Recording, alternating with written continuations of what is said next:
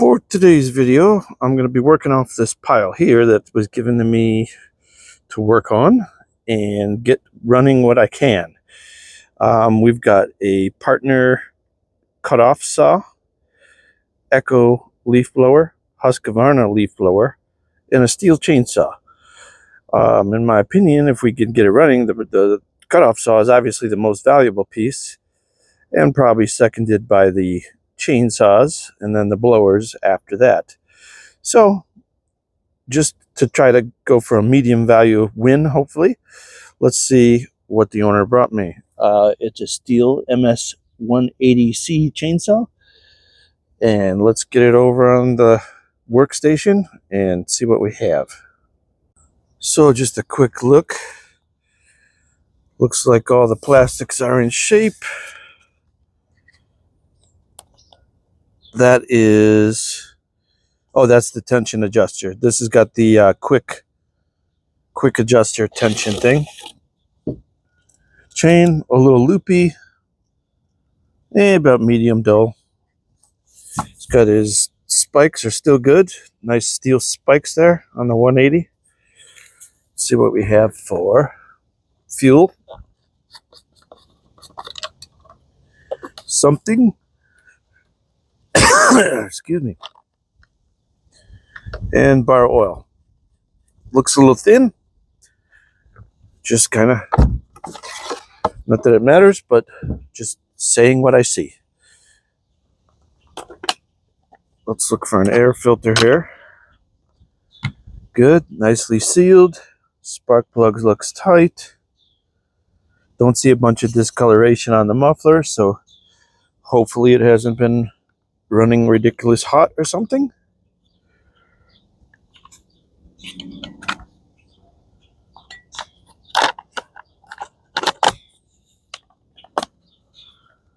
All right, let me give this a few pulls and see what the saw wants to tell us. Let's just get this all set there on choke. Good.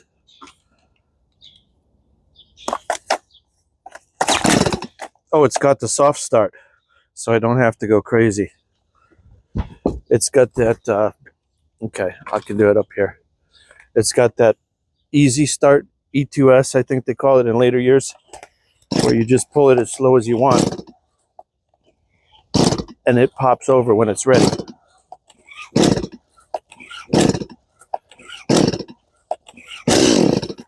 Okay, and Stihl, once you get a pop on a Stihl, they like you to take the choke off. That's the procedure.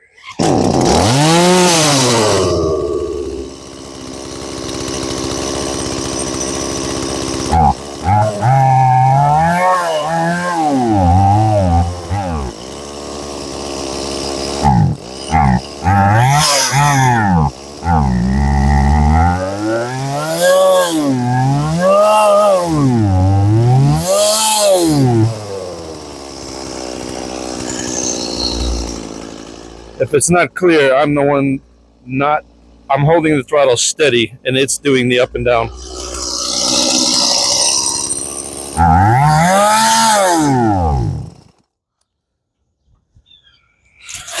Okay, so definitely probably carburetor or fuel starvation issue with this one. Maybe fuel filter. The engine's just kind of, it's able to run. It sounds like the compression's there. It's just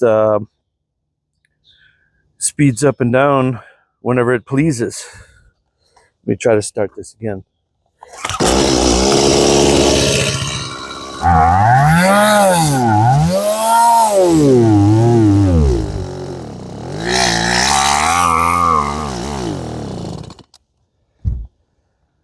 Yeah, I think that's fuel starvation. First thing I want to do is see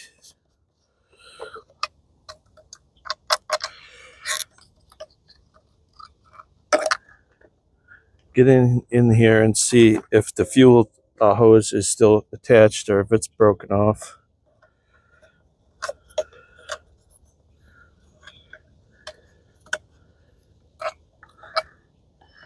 You just got to rotate these a little bit to get them out of here. The cap retainer. It's kind of brilliant engineering in a certain sort of way. Okay, yeah, that's about what I figured. That fuel line is beyond pooched. Oh dear, look at that, so bad, so bad.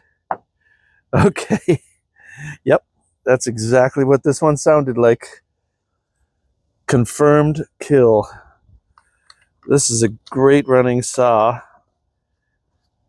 that needs a fuel line at the minimum.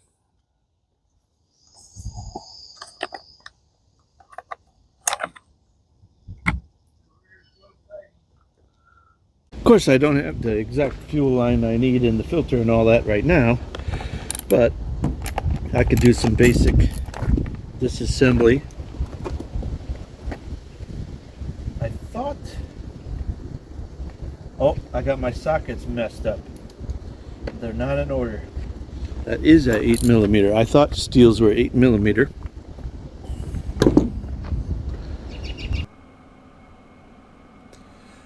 And we can see that that fuel line is long past its prime. I'm going to take the air box and the carburetor off here together. I believe that was 8mm. It's a standard Stihl size.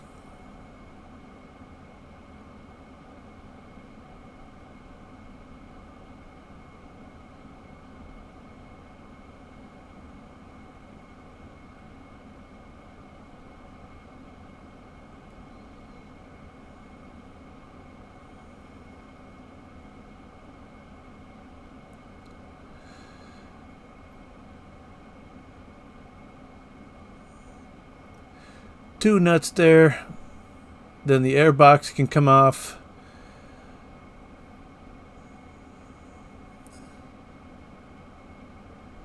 Now the last thing you want to do is get the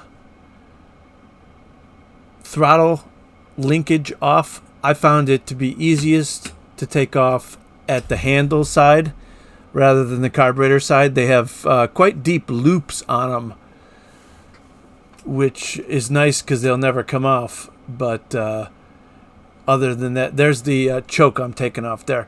But the next one is the throttle cable. They have deep loops on them, so they'll never come off.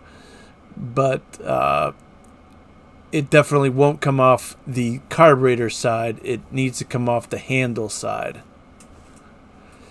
Take it off with the carburetor. I found that just getting a standard screwdriver and prying it out of its little groove worked the best.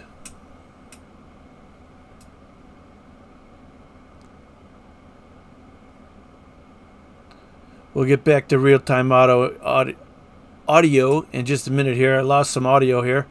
Something happened with the cordless mic that I use. Just taking apart the handle halves.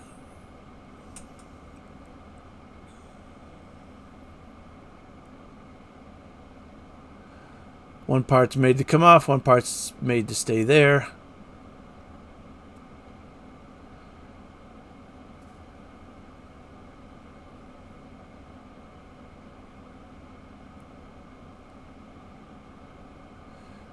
So I've noticed that it's hooked on there fairly well. So let's just pry that. Watch where that spring goes up in the handle there. Let's just take that right off. Pull the handle up and then disconnect it.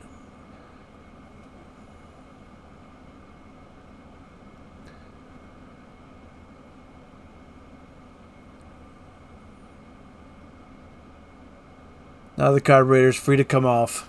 The only thing holding us now is the fuel line itself, which we know was rotted. No worries about damaging this one, but if you're removing it for any other purpose, be careful you don't poke a hole in it.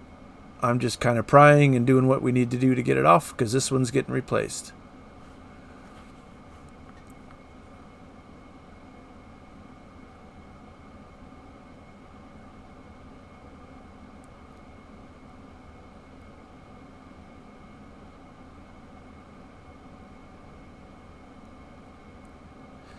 And I found that choke lever was a little bit in the way, So I pried it out of its little groove there. Wouldn't quite let that carburetor pass by.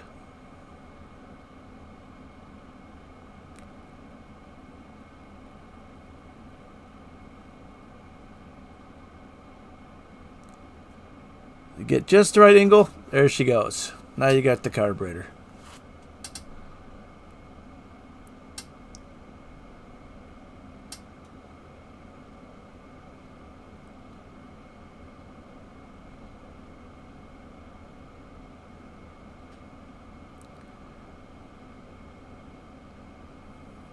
Just showing how that's routed. Just goes down through the little hole there, and there's like a flat spot where it bottoms out against the tank, and that's how far down you need to get the new one to go to get it seated properly. And there's the other half of that rotted off hose. That's why it couldn't get any fuel, because it was trying to suck from that part there, not the rest of the hose that was all collapsed and rotted off.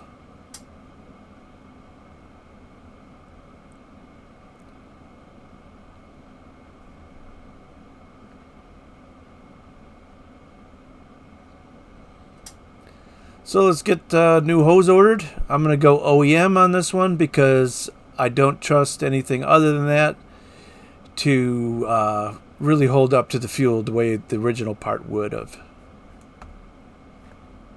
Well, upon me editing one night, I realized I didn't show the repair of the ms180c. What it needed was a new fuel line. This one happens to be green. That is an OEM Stihl line. I guess they come green now. The main thing you have to do, I fed it from here into the tank, and that rubber thing points out, as you can see. There's like a little foot where it goes in, and the little arrow points towards the cap. And you might have to lubricate it just a hair. Go inside the tank, pull it through, put your new fuel filter on, and of course attach the other end up there. And I did run it, and I hereby declare that 180C Wildwood certified. Thanks for watching.